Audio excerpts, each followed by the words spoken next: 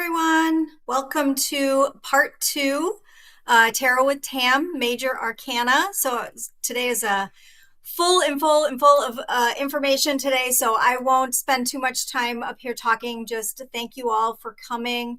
If you have any questions, pop them into the question icon on the side, and Tam will be doing a live Q&A at the end. So I'm gonna keep sharing my screen here and just going to go walk you through the slides, and I will be down in the gallery. So have fun, everyone. Hi, everybody. Welcome to Series 2, Major Arcana. I'm so excited. Now we get to be an action-packed part of the information part. So there's going to be so much. But first, one of the main questions we want to go ahead and answer really fast because that way you guys can, be a little stress-free on setting up.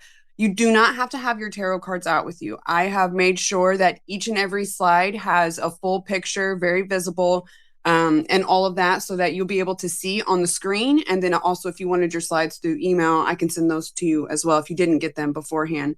But so that we have all the pictures of the cards, that way you don't need to go back and forth and look at different things. So thank you, Seth, for joining us one more time. So today also, since there's going to be a lot of action-packed information, I'm only going to chat for just a quick second at the beginning. And then, of course, we're going to open it up, like Trish said, at the very end and do a little Q&A again. And that was a lot of fun, by the way, you guys. I really like your questions. You guys have excellent questions. So real fast, while we're doing all of this, Trisha's going to be putting your guys' names in a little drawing. So someone is going to win a free tarot bag, a lot like this one. This one's pink. Another one is a lot like this, velvet tarot bag for free, of course. Someone else can win a starter tarot box. So it'll have an awesome new deck with all the meanings and all the fun things, Palo Santo and a crystal. And then someone else is going to win a free ticket to class number 3. So, all right, let's go ahead and get started. If you want to roll on to the first slide there.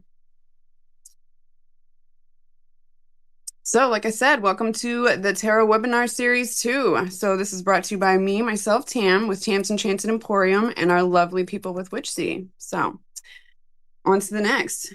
So this was pretty much a little letter from me. Hello, everyone. For those that are returning from class 1, thank you again so much for continuing your tarot journey with me. I'm so happy that you are joining us together again. And can I just say really fast, how stinking cool is it that we had folks joining us internationally, different countries? That's so cool.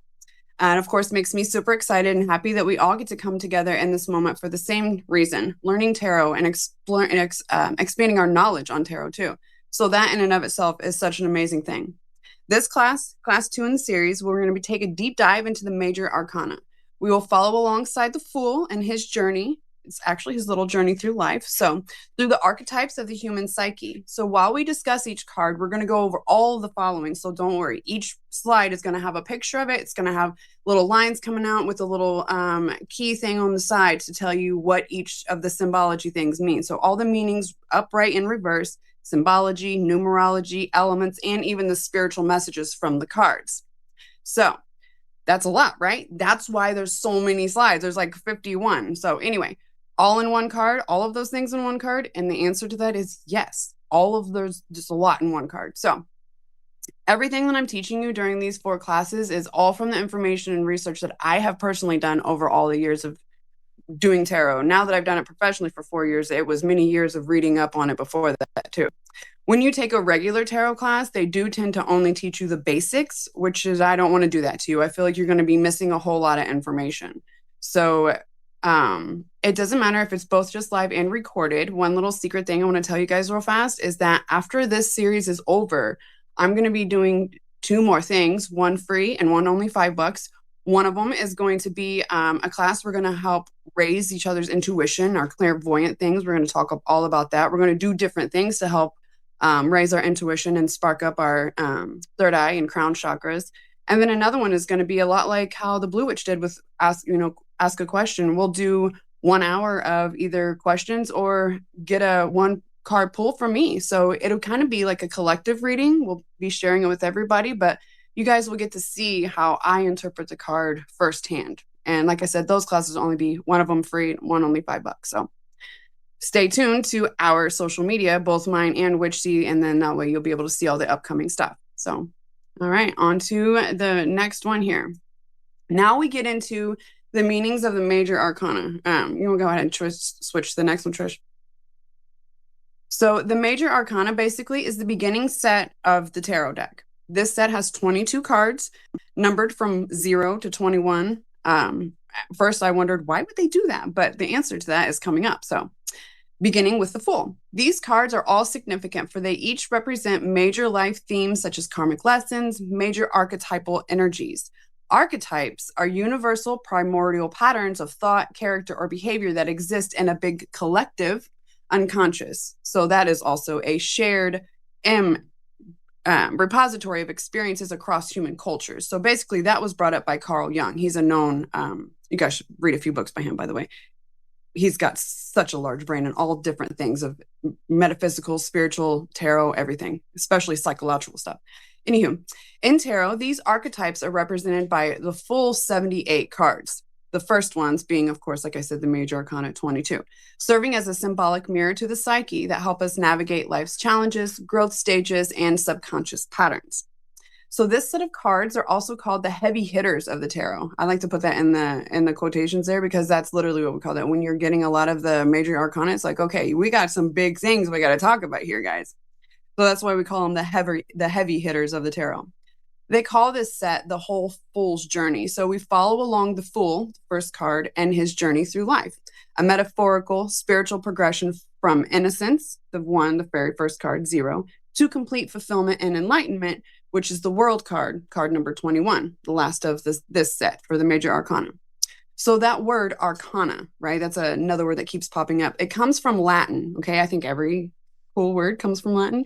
And it means secrets or mysteries. So the major, meaning, of course, that just what that means, major, the big things that happen in our life, mysteries and secrets.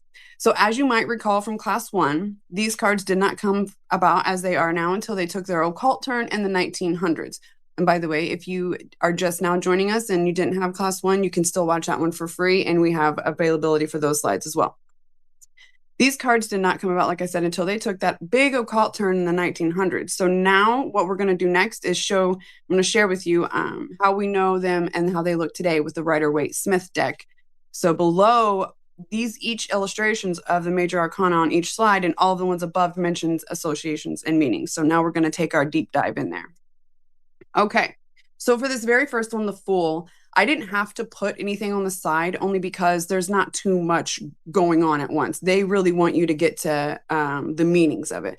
So as you see at the very top, number 0, that's the very first card of the deck. They started with 0 because of what the number means in numerology. So 0 meaning starting a new, fresh thing. And that's basically what the Fool is all about.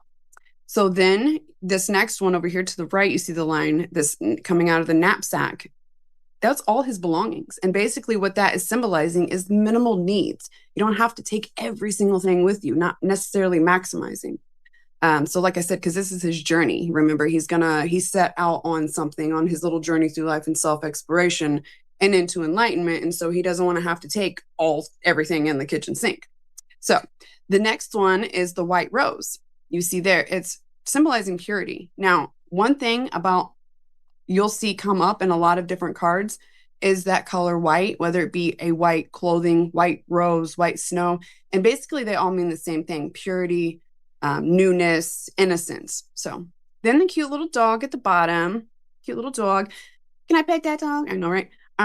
He represents protection and loyalty at the same time. And the loyalty, though, is not just to his master, the Fool, but also what he's representing is loyalty to yourself. Being loyal to the goal that you want to reach, and always, just kind of plus that cute little dog is, they stick there by your side all the time. Then next we have the cliff. So basically that cliff represents leap of faith into a new stage. He seems, this Fool, as he's standing there right on the cliff's edge, and the dog on the cliff's edge, they seem so happy and excited for this journey, even though there's a little bit of a fear, right? There's a lot of water that you see on the bottom, and being on the cliff's edge like that, that's the point of the Fool. So when we go to the next one, now we get into all the lovely meanings. So like I said, this is where the Fool's journey begins, is with himself. Number 0, that numerology, infinite potential. It also means divine source energy. The upright meaning. So these are keywords, by the way, when I put upright in reverse. Upright meanings, new beginnings, limitless potential, taking a leap of faith. That's the biggest part of this whole thing with not just tarot in general, but the Fool and his journey. It's all about taking that leap of faith and trusting that the universe has your back and that you're making the right choices. Now, in reverse, this can mean reckless, foolish, stalling. And by the way, you don't have to read in reverse. I do know plenty of readers that do not read in reverse. So that part is totally up to you too. So no, in general, though, this card encourages you to trust the universe and embrace opportunities with an open heart. Element for this card is air. Of course, I think that's pretty symbolic of any kind of air signs if you know much about them. Planet that it also represents is Uranus, zodiac, Aquarius, and the archetype, eternal child. Now, if you want to take all of this a step further, you can also look more into archetypes and read into, what each one mean, and they'll make a lot of sense for you too as we get into this. So then on to the next card, the Magician. Now, most of the time, you're going to see a key on the side because we have got a lot of symbology going on, a lot of imagery happening.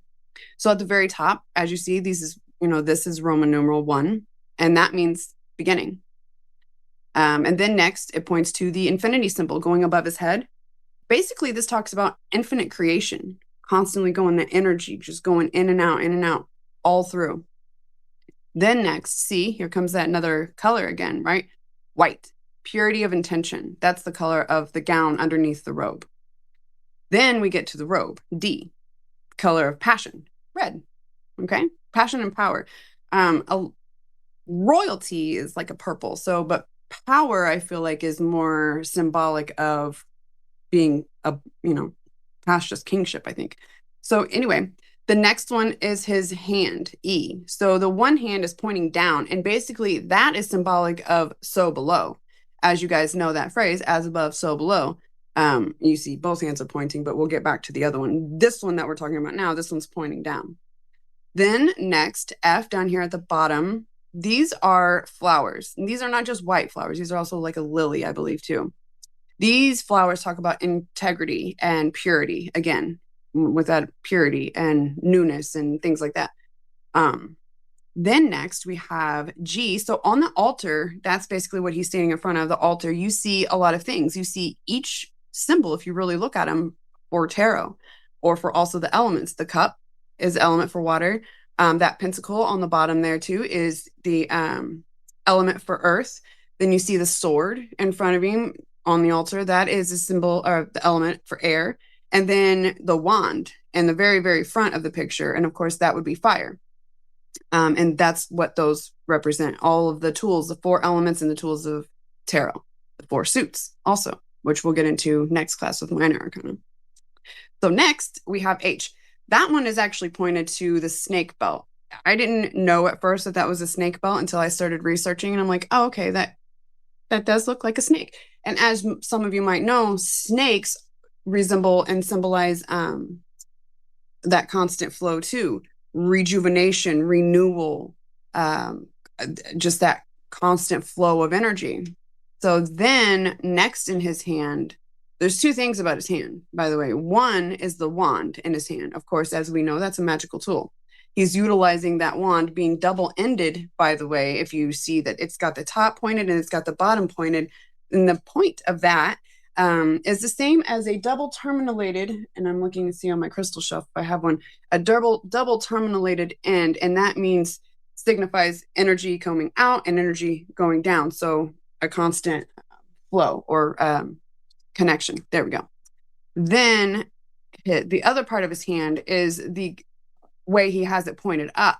That's pointed for as above. So yeah, he's definitely doing as above, so below. Even though there's so much symbolic things happening in here, as we show on the next slide, it actually means a lot more. So the Magician, number 1, that number in numerology means primal force of creation. Okay, independence, also leadership, innovation, and its upright keywords: action, confidence, skill, inspired action, resourcefulness. They say resourcefulness because he has all the things at his disposal. He's got the altar with all his tools, right? And he's also got the wand. And then he's also got that infinite creation symbol above his head. So there's a lot happening with him. So if we get this in reverse, some of those key words would be poor planning or untapped talents. Sometimes also lack of willpower, manipulation, maybe, or wasted potential. Also, not trusting in yourself. Okay. So the magician ultimately tells us the ability to harness universal energy to manifest desires, dreams, and goals. That's ours. We have that ability. So that's the main whole focus of the magician card. Tells you to, if you need to utilize the tools around you, do that. But trust in yourself, the power is within. So his element would be air too, a lot like the Fool there. Planet Uranus, zodiac Gemini, lovely Geminis. You guys are super creative too, by the way. Geminis remind me of fairies. Talk about that another day. Archetype, alchemist. Of course, he's an alchemist. He is alchemizing things and making things happen, turning something from one thing into another. So, love that. Now we go to my favorite. Of course, she's my favorite, right? The high priestess. Yes. So, the high priestess. Okay. Once again, we have a bit of symbology, but the meaning behind her is just even better. So, this is card number 2. As you see, the very first one, number A, card number 2 in this set, third card. Don't let her fool you, though, just because she comes after the magician. She is no less in strength. Okay. She comes with lots of power, divine, feminine, sacred energy and knowledge. And to me, that is just, okay, unstoppable. Number 2, by the way, the number 2 means balance and duality. All right. So it's no wonder that she's connected with Cancer because we're a constant duality as well. And then next we have B, the veil and the pomegranate. So she's got this like I don't know what's called. It looks like a little garden, flowers behind her, right? Those are pomegranates. And pomegranates are symbols of fertility and abundance. Also for lovely goddess Persephone, she loves some pomegranates. So then next, number C, we have one of the pillars. This is called a Jacqueline power pillar. There we go. And that's what the J stands for. And basically what the word of that and the white pillar stands for white and women. Okay, so it's part of that duality. You see a pillar on one side white, the pillar on the other black. We'll get to that one in a minute. But this side over here is the feminine side, the white pillar. And then D down here is pointing to this lovely crescent moon at her feet. That's a great tattoo, by the way. So anyway, the D, it stands for divine feminine, right? Then next, E, we're actually pointing, I tried to make it point to both the blue and the white, and that was kind of impossible, but both blue and white colors in her robe symbolize emotion from both the subconscious and the intuitive realms, because the high priestess, she's, like I said at the very beginning, she's all about, divine feminine knowledge. She's got some sacred stuff going on. So then in her hand, which now goes to letter F, that's the Torah, believe it or not. And that is like I believe the Hebrew Bible, the Torah, that's going to show up a couple of times, which I think is funny because when they made the tarot, if you remember from class 1, they wanted to avert from using too many Christianity symbols, and it pops up actually a lot. Religion pops up in this. So I actually think it's quite beautiful because it shows the mix between the two. But anywho, so that's the Torah. Then next, G, there's that lovely, the masculine pillar, Boaz. So that's the color for the black, and the masculine color for this is that. Then next we have the lovely thing on her head. This is actually pointing to the triple moon. If you notice, it looks like in the center just a circle, but if you look really close, it's a triple moon, which symbolizes the 3 stages of the woman's life also. So maiden, mother, and crone. Some people will tell you that that's not what that means, but come on, that's what the triple moon means. But anyway, on to the next. So the high priestess, number 2, means harmony, balance, diplomacy, and partnership. That's where that lovely duality part comes in, okay? Upright keywords, intuition. And I love that they put that first. Intuition, sacred knowledge, trusting your intuition. In reverse, when we pull her, this is telling us we are ignoring our intuition. And she's going to tell you to stop doing that, by the way. hidden agendas, or surface level knowledge, not really going deep enough, if you know what I mean. So when the high priestess appears to us, basically it's time to stop and reflect. When you do this, she tells you that you already know the answer. So back to trust your intuition, trust your gut. There is a deck that I have, and it should be, I'll be putting up on Witchy soon. And it sometimes has little key, like little things to say on the side more than just the, keywords. And this one deck that I do have, it talks about trust your own counsel first, basically, is what she tells us. So her element is water. And of course, her planet is moon. So those the zodiac signs that she represents is Pisces and Cancer. Archetype, the mystic. I love that one. So now onto the Empress. I feel like she is the epitome of the young female. Every time I'm in a reading and I pull the Empress, someone's like, "Oh my gosh, I just found out I'm pregnant," or something silly. You know what I'm saying? But she basically is, as you see here, she's very abundant and she's very nurturing. So anyway, the number 3, starting with number A. The number 3 for numerology means creativity and harmony. So then next, B, they're pointing to all the stars on her tiara, on her crown. There's 12 of them, actually. I did count them. Some of them look a little blurry, but it is 12. And basically, those represent the 12 stars or the 12 zodiacs, all 12 of the zodiacs. Then they point to her necklace, and those are representative of the planets, all of the planets in our solar system, anywho. Don't know how many's out there, but I'm just saying our solar system. We'll go ahead and cover that. So then D, we're actually pointing to the forest behind her, and the colors of the forest and the trees and just the nature in general symbolizes peace and comfort and just chill. Of course, if you can imagine, this Empress is also going to be associated with earth signs, but Next we have E, and it's pointing to her dress and the flowers on her dress too, and those symbolize fertility, of course, because she's the Empress. Then we have at her feet, which I didn't know what these first were when I was learning, because nobody told me all of the things that I'm teaching you guys. It was very basic, and I'm like, I don't know what this is at the bottom. This is wheat, and it's after the harvest, and it's growing again. So basically, those things are symbolizing abundance and a constant flow of this. So then next to her on the floor there is kind of like a planchette. I used to think that was a planchette for the Ouija board or something. And actually it's just a symbol of love and beauty. So, and also the Empress is associated with Aphrodite, and I didn't put goddesses and gods in there, but that's something else that we can get into another day if you guys want to learn all about that. Then is the beautiful red chair that she's sitting in. It looks so comfy, if you notice, it's all in the arch of her back and everything. She's just sitting in this thing like, yes, okay, like a queen.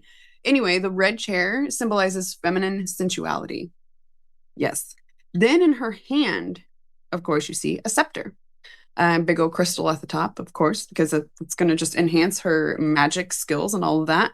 But yeah, it's a scepter and it's a symbol of power. So now we're going to get into the meanings for her. So number 3 means synthesis, harmony, and creation of a stable foundation. So upright keywords, nurture yourself or others, of course, because that Empress, that's why she's so abundant and all the things are growing around her, is because she's just nurturing the stuff all around her. And of course, she's representative of earth signs, and you guys just, are like little green thumbs all over the place. Anywho, other upright keywords are success in creative pursuits, fertility, and prosperity.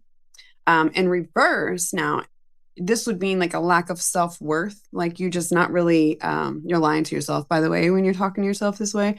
So let me be a friend to you, and I'm going to tell you to stop that negative self-talk, okay?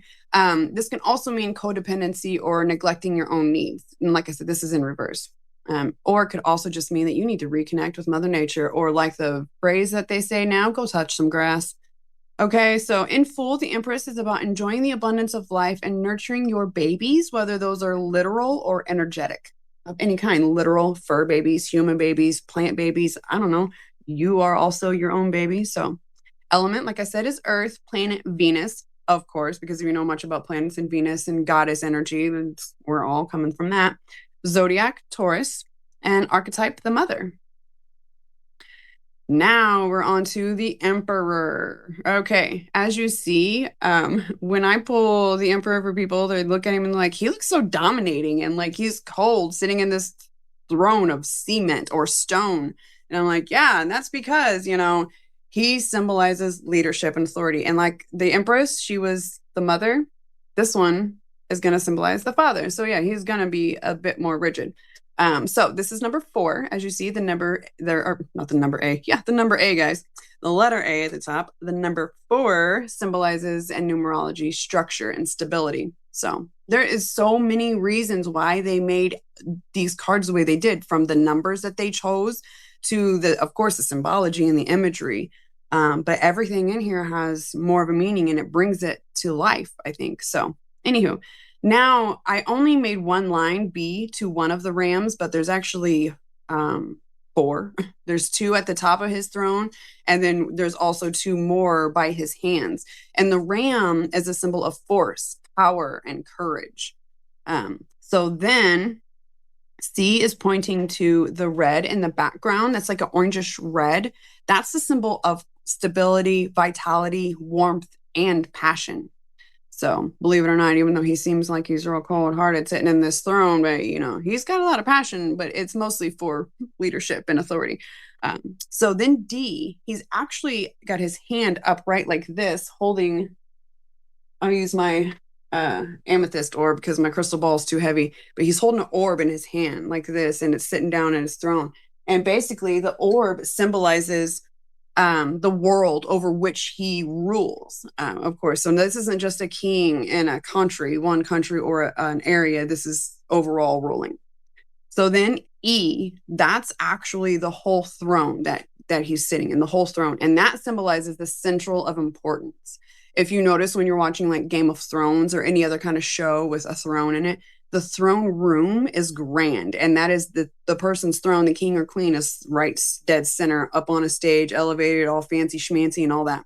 So yeah, that's the central of importance.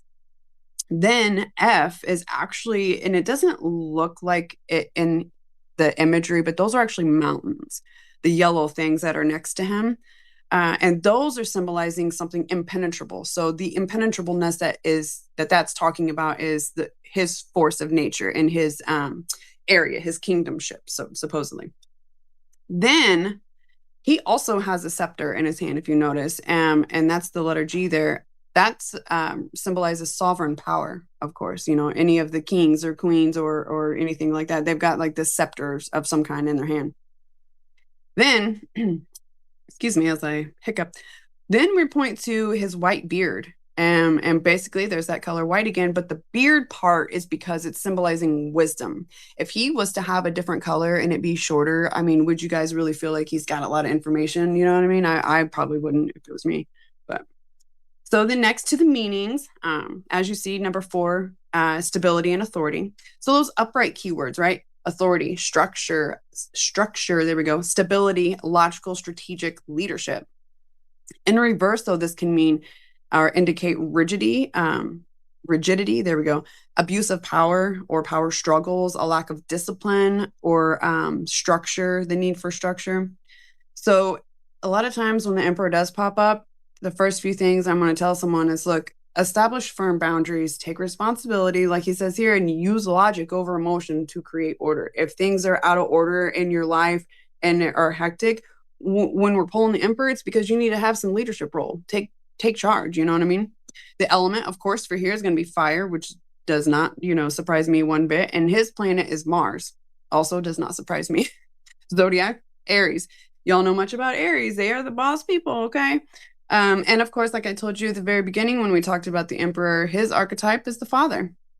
So now we have the Hierophant. Okay, this one is the most religious looking card out of all of them. And the reason for that is because the Hierophant himself symbolizes someone who also brings people together. So they can be like a religious figure or some sort of spiritual guide, someone like that who you go to ask a lot of questions to. So that's why he's looking like he is. So we're going to start at the top, of course, letter A. The number that they're pointing to is number 5 in Roman numeral, and that symbolizes knowledge and change. Then the next, he's also holding a scepter. They love their scepters in this, and I love it too. I'm here for all the royalty. So that scepter with the three crosses at the top symbolizes spiritual wisdom, not necessarily meaning that it has to be religious either, because spirituality and religion are basically the same thing. So then, of course, there are differences too. But anyway, C is actually pointing to the white part underneath his robe, and that relays the high priestess wisdom. Yes, I said that. This person, the Hierophant, is actually getting the wisdom and knowledge coming from the high priestess. Ah, love that. So then D, like I said before, I can't really point to two people with one or two things with one, but both of those people at the bottom, those are monks. And those are symbols of religion and mysticism. And I love that it's kind of like mixing religions a little bit too, you know what I mean? And so that's beautiful to me because it's mixing spirituality actually with different religions. And I'm like, yes, that's basically what tarot's doing. Then next, number E, or letter E. There we go with my number and E. Can you tell I have dyslexia, guys? E is actually the keys to the heaven. So, and then F, his arm is raised, basically raised in blessings, like he's blessing the people in front of him or blessing you. So now into the meanings. 5 symbolizes change and knowledge. Upright, spiritual teachings, honoring your ancestor knowledge, the old ways, tradition. And I love that they call it that, the old ways. That's literally what they put on the card too. When you see a lot of these on with the keywords on there, it says the old ways. And that's basically what we've all been doing. We've all been reawakening to the old ways. And that's why we're trying to get back into spirituality and expand our knowledge or relearn it. So reverse, this can mean unconventional lifestyle or personal beliefs, new methods that are maybe feeling a little wonky to you, repression or exploitation due to an abuse of power. Now, if that's the case, that's going to definitely mean, if we pulled that card and especially if we've been talking about work related situations or relationship even. So basically, this card will mean tradition, cultural wisdom, living according to your beliefs, social morals, and status quo. So the element for that is Earth, planet Venus, zodiac Taurus, and his archetype is actually the mentor. So that's another reason why I said he's someone that we go to for advice. Now we get on to the lovers as we're in love weekend. Hope you all had a great day, by the way. Even if you were loving on yourself, I hope you did that for sure. Some self-care.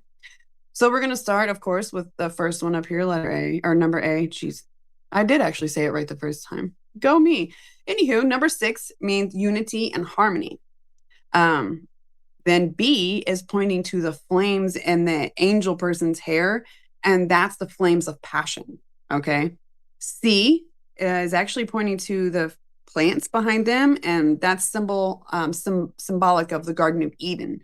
Not necessarily meaning the Garden of Eden in the Bible, but what the Garden of Eden is, endless bounty of lovely, lush gardens and things to eat.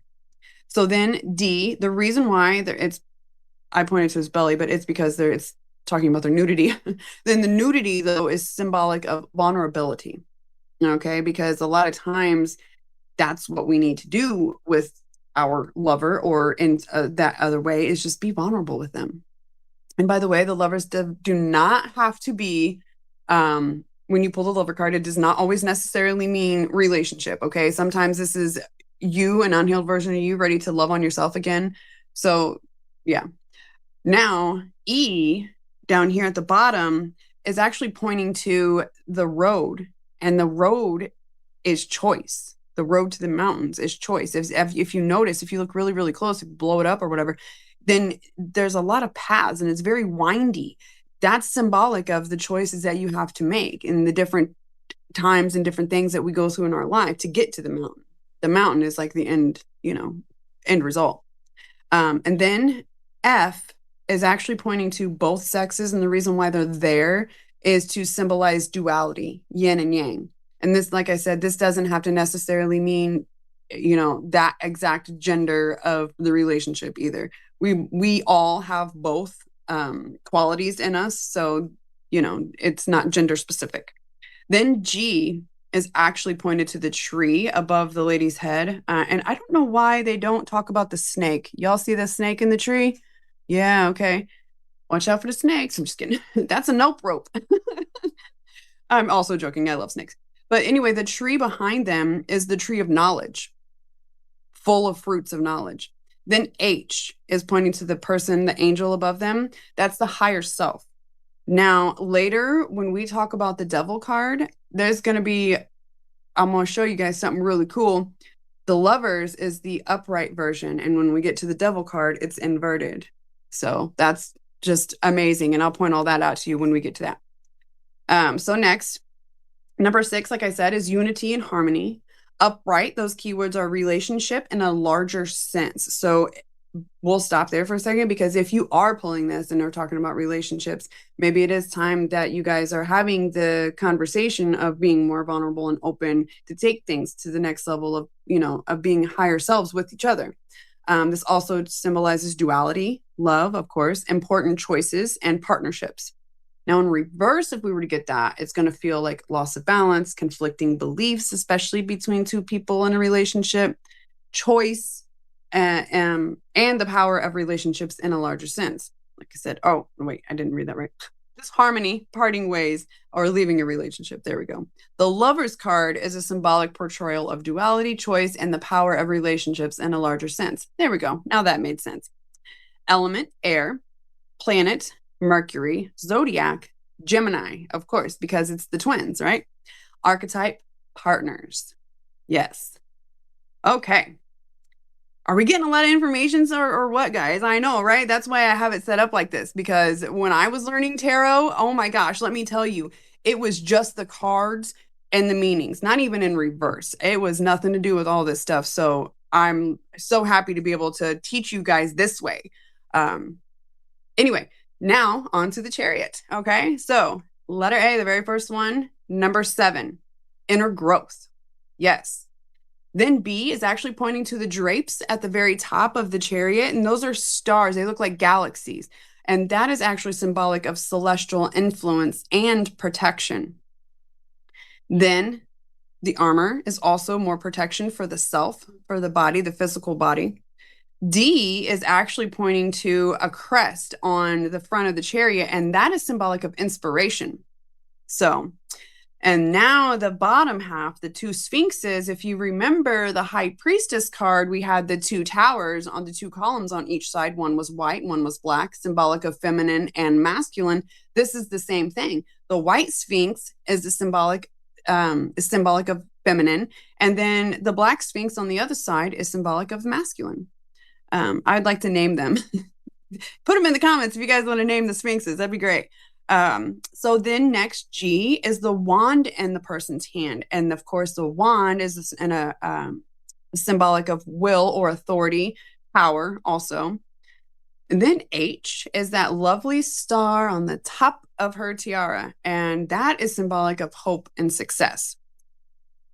So the Chariot means that number 7, though, inner growth.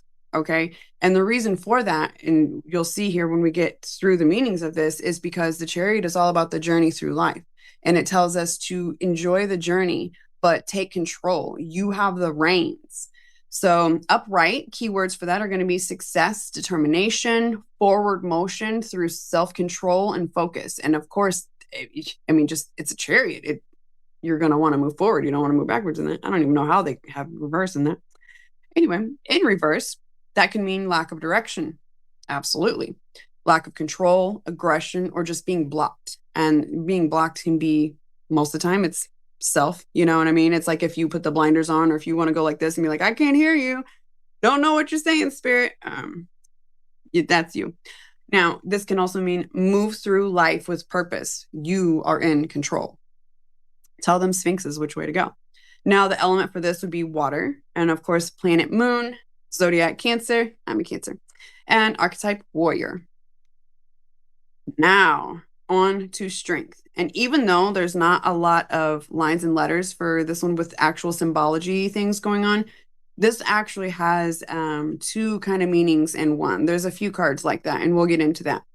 Starting with number 8, the letter A at the top, that's the number of power and abundance. Okay, so of course it's looking at the strength card. You see that lion there. I mean, yeah, lions are powerful, right? B is actually pointing to the woman. Okay. This woman is representative of the higher self, gentle control. That's why she's petting the lion, she's taming the lion. That's why it's two parts. One, strength of the lion, roar, right? Then the other part is tame. Sometimes people don't need that whole energy. Save it. You know what I mean? Tame the lion. So then C is pointing to the flowers that she has wrapped around her body. And those are symbolic of fruits of good work. The next, the lion himself is raw passion and power. E is pointing to the mountains in the back, and that's stability and goals. And anytime that you see mountains, by the way, in any of these cards, it's definitely 100% like the end goal where they're trying to get stability. I mean, because it's a stinking mountain. And then F, the last is that infinity symbol. And if you remember from the magician, he also had that infinity symbol above his head as well. And basically, that's just symbolic of the balance in between spiritual and material worlds. And it's always moving, always going. It's infinite. So now into the meanings. 8 represents power, abundance, and material success. I should actually take the word material out of there because it's not just material. This can absolutely 100% be, energetic other things more than just material success. So upright keywords, they symbolize inner strength, power, courage, and compassion. So there you go with that duality of the two things, the passion, the courage and power of the lion, and then the compassion of the woman, indicates an ability to tame the inner lion. In reverse, a loss of inner strength, self-doubt, insecurity. That's it. So the main focus of the strength card is about knowing that you can endure life's obstacles by drawing upon your own inner strength and confidence. Yes. And I love that basically that's a lot of the story with tarot. The high priestess tells you the same thing. You have the power within yourself, like the magician said, the high priestess tells you to trust your gut and your own counsel. I mean, come on. Planet for this, of course, is the sun, element fire, zodiac Leo, you lovely Leos, archetype the heroine. Okay, now the hermit didn't have a lot like the fool. He didn't have a lot of actual symbolic features in its card itself, but it does have a lot of great meanings. So number 9 symbolizes universal wisdom, of course. The white beard, once again, he shows up another time, the white beard, the thing, just like the emperor. This also symbolizes wisdom here. Then the snow at the bottom, that white snow, like if you remember that color, keeps popping up everywhere, is for purity, but the snow is also clear of all ego. Yeah, that's really hard to do, by the way, clearing the ego. And everybody has ego. It's important to have one, but sometimes we let our ego get in the way. Then the next one is pointed to this large staff in his hand. That is symbolic of being rooted in the present. Then next, the lantern is illumination, of course, because it's illuminated, right? So now we get into the lovely meanings of the hermit. He's one of my favorites, and not just because I'm a Cancer and I definitely identify with being a hermit crab, but so number 9 is about universal wisdom, okay? And upright, it means a necessary retreat within wisdom and inner truth. Reverse can mean isolation, like too much isolation, loneliness, or avoiding necessary self-reflection. It is very important in the world that we are living in today that we spread to people how to have some self-awareness. So the hermit basically means a period of deep self-reflection and examination, finding your own path and using your inner light or lantern. I like to tell folks when we pull the hermit that we do need to have a time to self-reflect and go inward, to that way we can come to our answers that we are seeking. And when this happens, that's when that lantern is lit. That way you don't forget your way back. Okay, that lantern will always be lit within you once it is on. Element earth, of course, because that staff he was holding was in the ground, so we wanted to be rooted in what we were doing. Planet Mercury, zodiac Virgo, lovely earth signs. Archetype the sage or seeker. Now we get into the Wheel of Fortune. Okay, so the Wheel of Fortune, a whole lot at once. This is actually one of the most symbolic of all of the cards in the Major Arcana. And that's because it's mixing religion again with Egyptian belief symbols of the world. I mean, it's amazing, right? What all they put in here. It's so cool. So starting at letter A, very top, number 10, we always start with the numbers. This is the number of completion. Okay. Now, there's only one for B pointing to the animal in the top corner, but it's for all four corners, okay? And all four corners are having the things that symbolize the four corners of the zodiac: Aquarius, Scorpio, Leo, and Taurus. And no, I don't know why Scorpio is an eagle, because clearly we know Scorpio to be a scorpion. But here it's an eagle. Um, then C is actually pointing to the Sphinx at the very top of the wheel, the very tip top, holding a sword. That is the Sphinx of knowledge and truth. Okay, so no wonder of course, he's at the top. Then D is pointing to the symbols in the very center, the very middle of the circle there. And those are the alchemy symbols of life. Yes, alchemy too. So we have science, religion, spiritual. I mean, yes, we have it all in this one. It's so cool. Then E is actually pointing to that figure at the bottom of the wheel. That's Anubis, the Egyptian god of the dead. Okay, way cool. Then next we have F, which is pointing to the books. So if you notice if you look in the corners, all four corners, they all have a book in their hand. That's the Torah again. Yeah, the Torah is showing up. Then next we have G. This is another Egyptian god, the snake, Typhon, the Egyptian god of evil. Then H is pointed to the letters in the Torah. And these actually end up making law. And I'm pretty sure that one of these letters or a few of these letters make the unpronounceable name of God or something like that. But then I, at the very top, they're pointing to the wings, okay? And if you notice all four corners of the card, all those animals, they are the figures. I mean, they all have wings, and that's symbolic of stability. So the Wheel of Fortune means the number 10, completion and whole.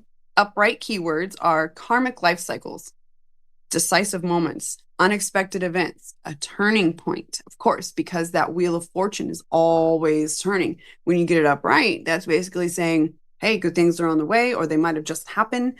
But when we get them in reverse, keywords for here will be resistance to change, unwelcome changes, delays, lack of control, or not breaking cycles. By the way, that Wheel of Fortune, it will continue to keep serving you your karmic life cycles until you learn your lesson. And I'm just telling you, the repetitive things will continue to happen, whether they be repetitiveness in relationships, what you keep have happening to you, whatever.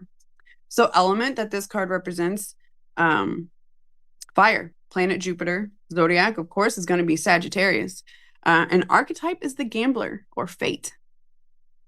And I love that we call him the gambler too. That's like, oh, okay, we're going to gamble our choices here. What do we have happening? Then we have justice. This is another one that's sitting in like a really cold looking, stone throne. But justice has got a lot going on with it, right? Starting with letter A at the top. That's the number of heightened intuition, 11. Then B is pointing to the curtain behind the little pillars that he's, got around him. The curtain is the curtain of justice. Then C is actually pointing to the color gray of those pillars. That color means neutrality, being neutral, kind of being Switzerland, being fair, seeing both sides of the things. Then D is pointing to the scales of intuition and logic. Pretty sure those are the same, what they call them in legality things too. But then next we have the sword he's holding in his hand. That's the force of justice, okay? G is pointing to a stone or a jewel. There we go. That's the word. A jewel in the center of his crown. And that is basically insight of the third eye, very indicative of the third eye. So not only is justice about, the law, but it's also about, trusting your intuition of the stuff too. Always about that intuition, y'all. So number 11 means the first master number, and it represents heightened intuition, spiritual insight, and illumination. Upright keywords: justice, fairness, accountability, law, karma, integrity, truth, cause and effect. Yeah, all of those great things from that.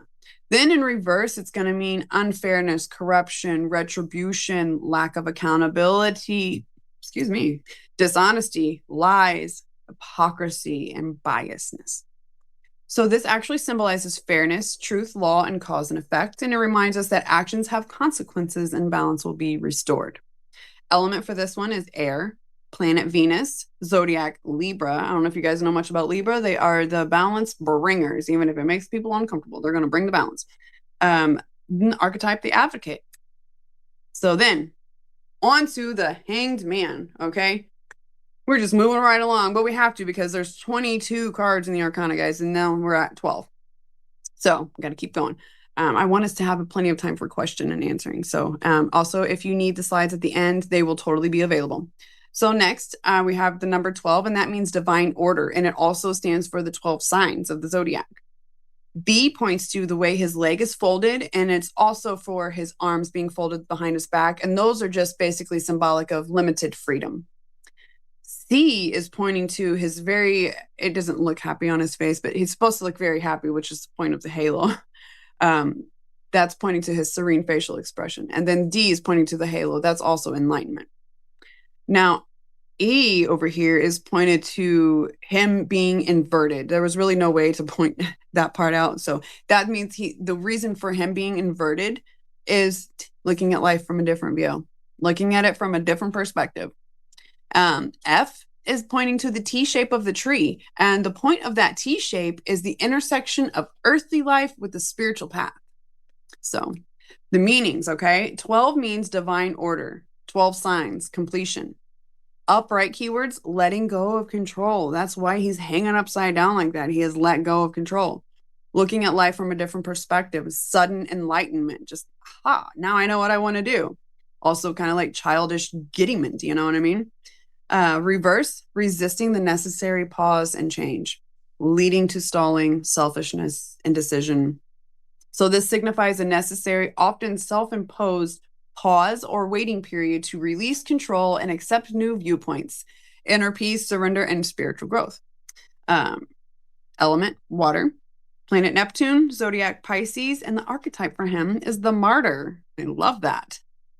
Okay, now on to the death card. This is one of my favorite cards in the whole deck, if you didn't see my excitement, okay? And that's because there's a lot of symbolic things going on here. It's one of the most beautiful cards in the entire deck of tarot. And that's because it talks about transformation, the end of an ugly cycle and the beginning of something new and beautiful, better.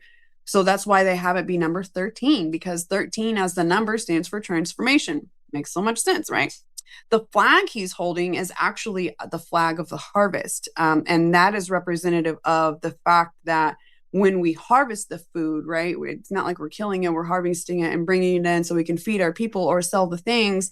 And what's going to end up happening is it comes back, it rejuvenates, just like the death card represents life and death. So then C, if you look in the very back corner of that card, is pointing to the shining gates of the heavens, okay? Now, D is pointing to a bishop. This is another thing I did not know when I first learned tarot. I didn't realize that that was a bishop. I had to use like a magnifying glass. I'm like, oh, it is a bishop hat, okay? And that's basically symbolic of the fact that, hold on, before I tell you, D, E, and F. E is 2 children in the front. F is a fallen king with no crown. All 3 of those are symbolic of the same thing. They all resemble that life and death happen at many stages, no matter who you are and what role you play, right? Change is inevitable and it has to happen. Then next, G is the ship in the very background and underneath the horse in the water. That's water back there, by the way. G is representative of the ship, and that's the transition of the soul. Okay. In those waters, he's going to, by the way, he's headed straight towards the ethereal waters of heaven. Basically, he's headed to the heavens. So H is pointed to the white horse. Here we go with the color white again, symbolic of strength, purity. Okay. Then I. That is actually Mr. Reaper himself. And they don't always call him the Grim Reaper. They also say the skeletal man or Skeletor in black armor. And the black armor is symbolic of inevitable change too. So the death card does not, when you pull the death card, it's, I try to tell people right away, oh my gosh, it does not mean that you're going to die or somebody's going to die. Okay. It's not a doom card. There are no doom cards. So number 13 means transformation. Upright, profound transformation, ending, a transition rather than literal death.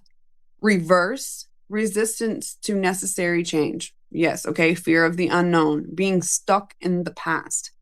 It rarely ever means actual death, but rather urges letting go of the past, embracing the inevitable change and or allowing a relationship or something like that to end. Now, element for that, of course, is going to be water, planet Pluto, zodiac, Scorpio.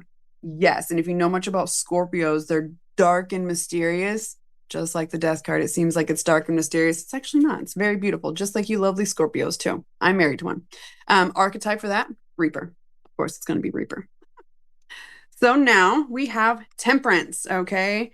This one looks like a beautiful angel. Number 14. Yeah, 14. So 14 means personal balance and freedom.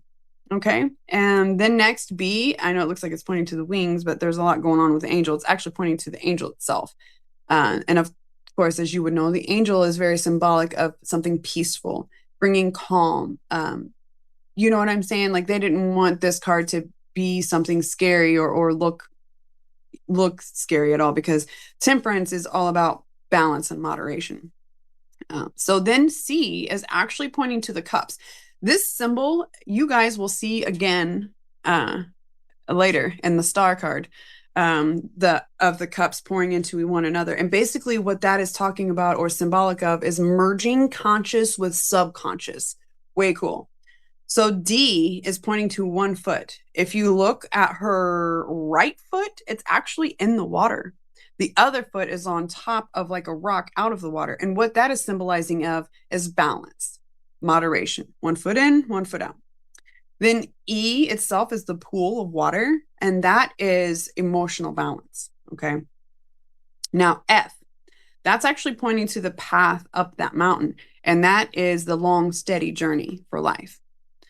And if you remember, all of these are the fool's journey. So temperance here. Then next we have G, and that's pointing to the sun. And that's very symbolic of enlightenment and clarity, that your aha, your light bulb. Then H is actually pointed to the triangle inside of the square. And what that is symbolic of is integration of spirit with human. And they say spirit, I don't know if you guys might have heard people call it spirit, but it's like God or source, anything like that you want to call it. Then I itself is pointed to the angel, and the angel is the divine guide. So, oh, and the wings, by the way, the B, which I forgot to say, the wings, the color of the wings of red is for passion. So number 14, balance, personal freedom. Upright keywords, balance, of course, patience, and moderation. Reverse can mean or signify extreme behavior, being out of balance, chaotic situations. But mostly temperance means an indicated success through synthesis and calmness. And once again, it also kind of tells you to trust your intuition and use moderation in things, no matter what it is. Element for this would be fire. Planet Jupiter, zodiac Sagittarius, archetype alchemist. Now, the devil card. Okay. Another non-doom card. All right. This does not mean that the devil is at your back and you are doing the devilish ways or work or whatever. And if you are, then so be it. Have fun with that. That's not me. But it does not mean that at all. It's actually something very beautiful. Okay.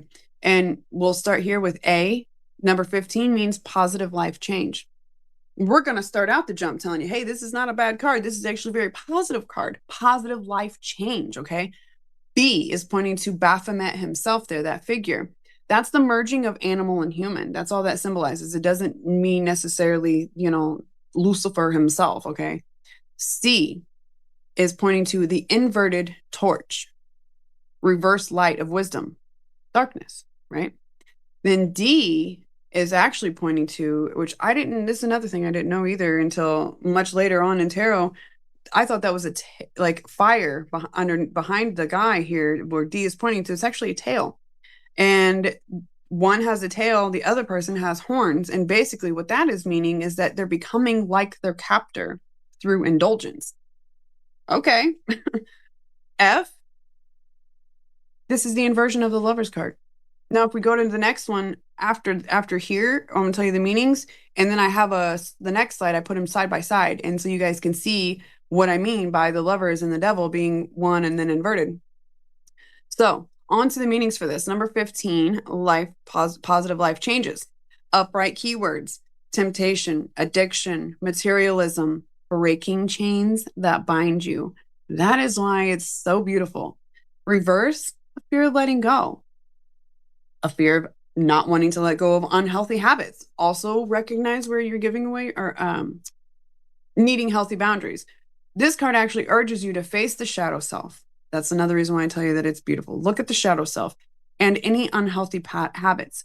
Recognize where you are giving away your power. This is why it's so beautiful, because it tells you to break chains that are binding you. Look at the shadow self. How is it that I'm showing up as a human? Is there something about myself that I can change for the positives? And that actually ends up changing things around you as well. Element for this is Earth, planet Saturn. Of course, the zodiac for this is going to be Capricorn with the ram and the horns, Archetype, the shadow.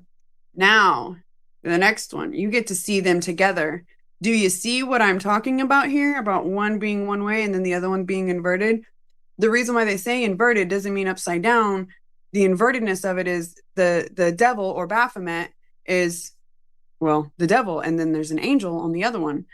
Now, these two people on the lovers, they don't have those chains. They're not bound by, addiction or toxic relationships or something like that.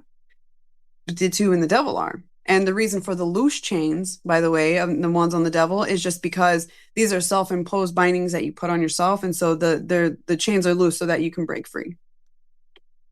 Then next we have the Tower. Okay. I said it like that because it's funny when people see the Tower, like, oh my God, blah, blah, blah. Sometimes the Tower just means that you have to have a door shut in your face, and you might not know the reasons why, but it is to turn around and look the other way and to let yourself know that there are other ways of doing things. So this is not a doom card always, okay? This also can mean an awakening and enlightenment. It doesn't have to mean chaos and crazy. So the first one, number 16, that means introspection and accumulating wisdom. And we'll get to that about the accumulating part, okay? B is pointing to the lightning. That means stroke of divine insight. Boom, baby. Sudden light bulb going off. You know what I mean? Your awakening, your enlightenment.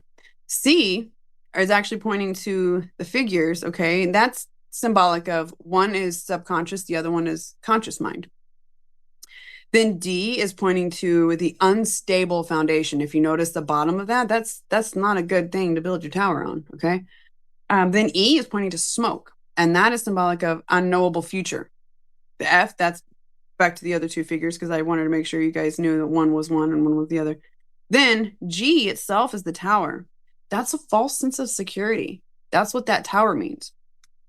So to the meanings, number 16, number of introspection and accumulating wisdom.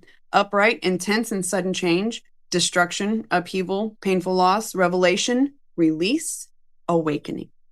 You see what I'm saying? It's not always chaos and crazy. Sometimes we just, might not know the answer, what just happened and why, but we have to have a tower moment. And it can also be oh my gosh, now I know what I need to do. That's also a tower moment. So anyway, especially if it's going to invoke change. Reverse, transformation, avoiding the loss, delaying the inevitable, a narrow escape, resisting change. The Tower is not a doom card. So it can also mean awakening or bubbling up of energy until release. That's the accumulation part that I told you about. Element for here, of course, is going to be fire. And of course, the planet's going to be Mars. And of course, the zodiac's going to be Aries. And of course, the archetype is also going to be the destroyer. So then next, after something so possibly traumatic as the Tower card, now we have the Star. The Star is all about hope and healing, especially after a traumatic event. So it's beautiful and perfect. So the first number, 17, is symbolic of immortality and wisdom. Then B is actually pointing to that big giant star in the center. That's representative of the guiding light. Then C is going back here to the tree. That is renewal and also affects the both mind and reality. Okay. Now D is pointed to the woman, and the reason why she's naked again, while all the people pretty much are naked in the tarot, is to show vulnerability and openness. So D, like I said, vulnerability, purity, also stripped of ego. Love that. E is pointing to her feet, a lot like temperance. One is in the water, one is out. And that is symbolic of balance. Okay. Water, one land and one on land, one in the water. So, yeah, symbolic of balance. Then next we have F. That is showing the pool that she's pulling from or pouring into, and that is the intuitive energy of water. Okay, the healing ethereal water that everybody is going to get all the love blessings from. Then G is pointing to the jugs. It's actually both jugs. Okay, one is going in and one is pouring into the water and one's pouring onto land. And basically, what that is symbolic of is the flow of intuitive energy going in and material energy going out. So they're pulling waters from the ethereal waters, and then they're also watering the grounds or you, so to speak. Then the very last one here, H, is pointing to the 7 stars around the center star. And those are symbolic of the 7 chakras, the healing and enlightenment, having them be all lit. So onto the meaning. So this 17 symbolizing immortality and wisdom. Upright, keywords are going to be signifying, that's supposed to say hope and not hop, signifies hope, inspiration, and renewed faith. In reverse, it can mean despair, hopelessness, and disconnection from faith. Generally means that there is hope and calm on the horizon, especially after something traumatic. It suggests to you to trust the universe and in your spiritual and personal growth. That's another thing that the high priestess told us too. Remember, it told us to trust our intuition. This kind of tells you the same thing. So when I'm pulling the star card for someone, I typically like to ask them, hey, did you guys have you possibly gone through something traumatic recently? Because that's typically what we're talking about here. Oh, I'm sorry, I went away. So then the element for this is air, planet Uranus, zodiac Aquarius, and the archetype, the divine child. Now we get to the moon card, okay? And just like the regular moon in our sky, the moon card itself means 2 things. So we see the moon for what we see it as, right? The right side of the moon. And then we also don't see the dark side of the moon. That's where we'll get to that. So number 18, this is number 18 card itself. And this card talks about leadership and success, okay? Then it's pointed to the moon, divine feminine, the feminine divine intuition, subconscious mind. Then C, there's 2 towers, one on each side. And those are symbolic of the gates in between the conscious and the subconscious mind. That's going to come up a lot, conscious and subconscious. Then D down here is pointed to a dog, and then the other one's a wolf. And that is symbolic of duality of human psyche, wild and tame. Then E is pointed to the lobster or crawfish for some.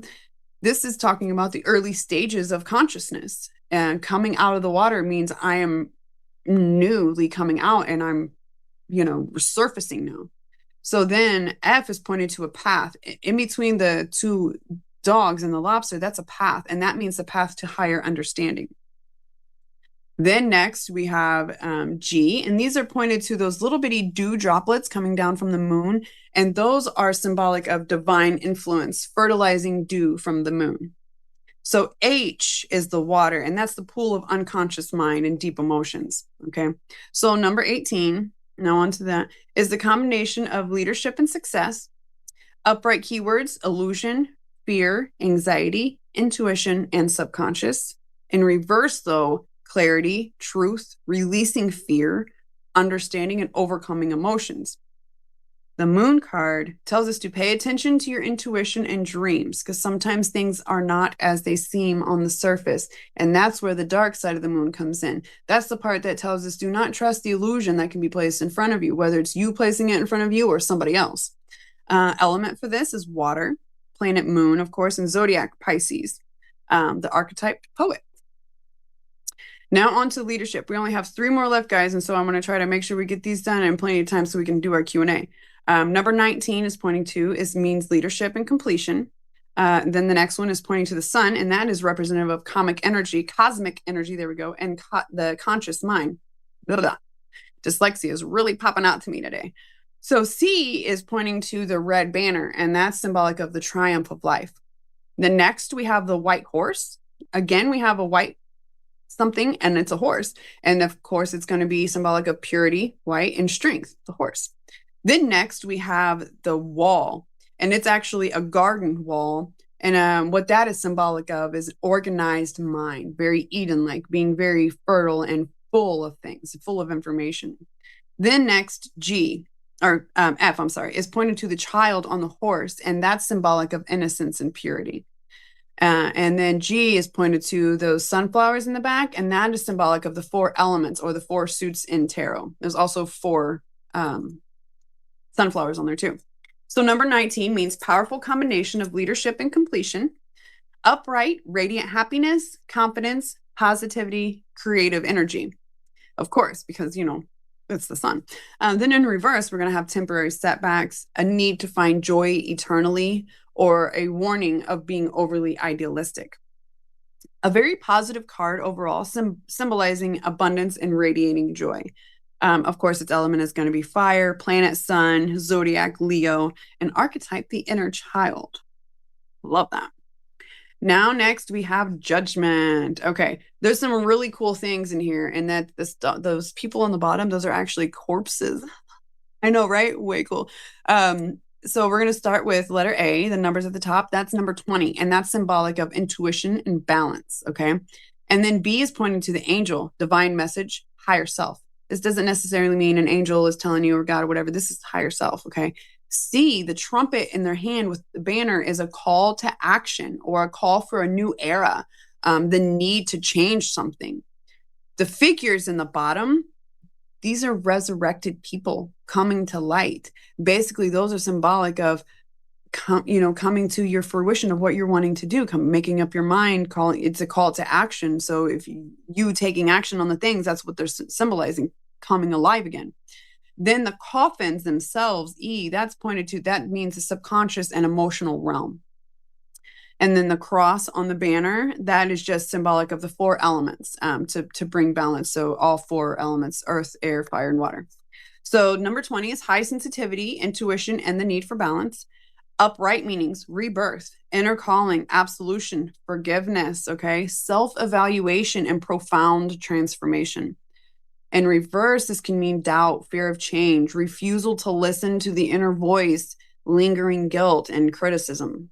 So basically, this card symbolizes and signifies the crucial final step of evaluation in the Major Arcana before reaching the completion and wholeness phase of the World card. Also a call to action. Element fire, planet Pluto, zodiac Scorpio, archetype liberator. Although this zodiac, it does remind me a little bit more of Libra. So then last but not least, we have the World. Oh my gosh, you guys, we're almost all the way done.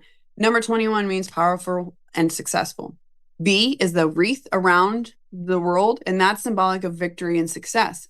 The batons in their hand, power of manifestation and balance. That's the point of having two, one in each hand, and also the point of them being double terminated. If you remember the other one's wand being terminated, double terminated too. D is the scarf around their body, and that's symbolic of spiritual wisdom and maturity. Then E, we have the four figures in the card again at the top. Those are the same as that you saw in the Wheel of Fortune. They mean the same thing. They're the four elements, the four suits of the zodiac, the four fixed signs of the zodiac too. Leo is the lion, Scorpio is the eagle here, Aquarius is the man, and Taurus is the ox. Now, something really fun about this, the dancing figure in the middle, they don't tell you, but she's androgynous. She represents, I shouldn't say she because it's a them. They represent both male and female. It's not one. It's not just a woman. It's both parts. And so what that is representing of is embodying freedom and unity of both. So it's not necessarily one or the other. So into the meanings, upright, successful conclusion of a major life cycle, because it's the end of the Arcana, right? It's now that's the end of the Fool's journey too. It's representative of fulfillment, harmony, and accomplishment, wholeness. In reverse, it can mean suggesting delays or delayed success, lack of closure, stagnation, or unfinished tasks. Element, all four: air, fire, earth, and water. Planets, Earth and Saturn. Zodiac, all four of those fixed zodiacs that we mentioned in the picture: Aquarius, Leo, Taurus, and Scorpio. Archetype, guide. Now, I want to thank you all so much for joining me again for Tarot Class Webinar Series 2, Major Arcana, and for continuing your learning journey with Tarot.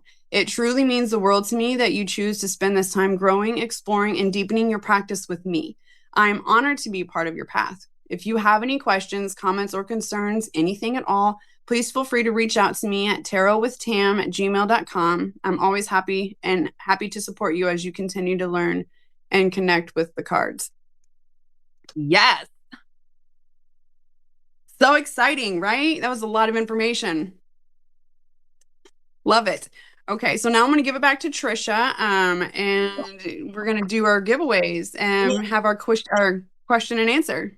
So let's do question and answer first because because I was trying to listen and and watch the screen here. So change these up. So give me a minute to pull those and I will pull up question and answer. There's a few of them here. So I'll let you do that while I'm on this other side. All right. So this first one, can you do a reading for yourself or can you only read for others? Great question. I love so much that you asked this. Okay. Some people will tell you that you can't read for yourself. Girl, you can do whatever you want. Okay. We do tend, though, to be more biased if it's for ourselves. So you might get a card on there and go, yeah, I really didn't need that. When actually, in reality, you probably did. But yeah, you totally can read for yourself. Absolutely. I strongly recommend it anyway, because it's just going to help you further your connection with the cards and their meanings. So might as well. Absolutely. Okay, so this one. If we have been using our decks for reading, self-readings, but haven't sat with them, looked at each card to get a feel for each card, connected, slept with them by the bed, cleansed, etc., should we do that with the cards?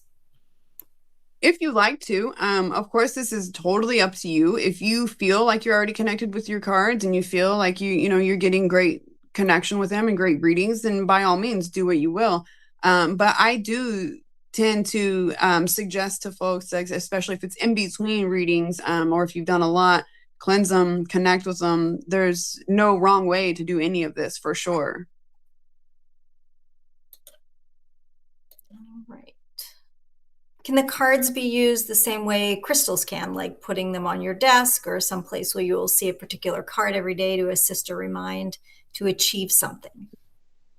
Absolutely, absolutely. And not only will it do that, it'll just further the connection. And you can add crystals to your deck too. Set them on top of your deck if you want when you're doing something, especially if it's like a selenite or clear quartz or amethyst. That'll definitely help raise the vibration of what you have going on. But you can also get like a little a single card holder where it just has a little slit in it, and you can put the card for the day that you wish on there. You can have it on your desk if you have like a cubicle, if you work at your desk a lot, and you can connect with it by just looking at it repeatedly, and it just reminds you of what it was, especially if it was a meaningful one. You start the day off with something like the Queen of Pentacles. It's telling you, you know what I mean, that you are basically the queen of your finances and things that mean finances too. So All right.